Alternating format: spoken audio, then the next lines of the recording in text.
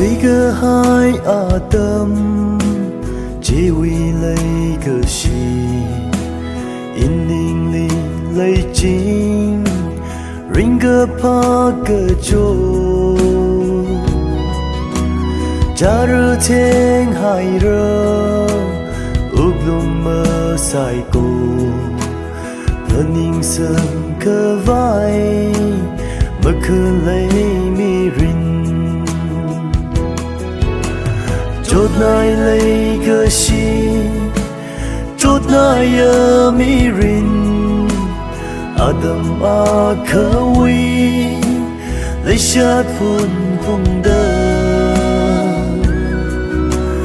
rất tùy hao rờ ly ngỡ và ta khờ và mà khờ lấy sát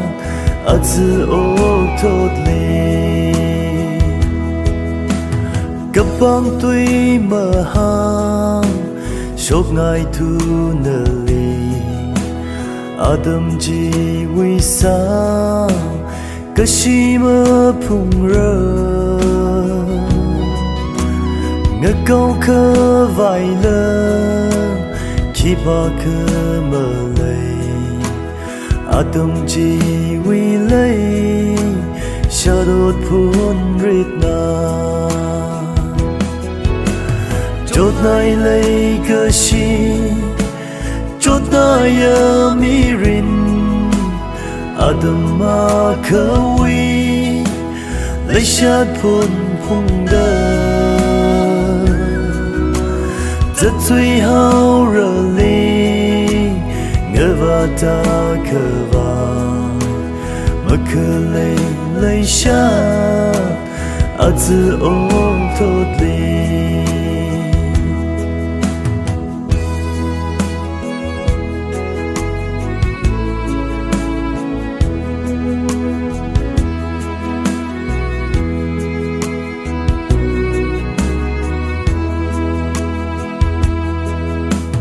ring cơ pa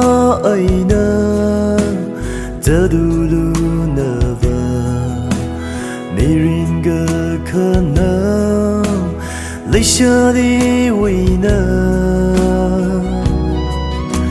cha rơi vì ai nơ ngơ sam hậu cơ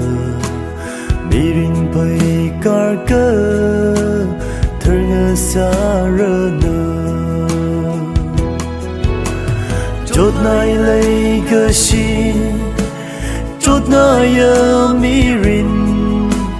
Adam a khờ vi lấy sát phun phong đơ rất tùy hao rờ ly ngỡ và ta khờ và mà khờ lấy sát a tự ô thốt ly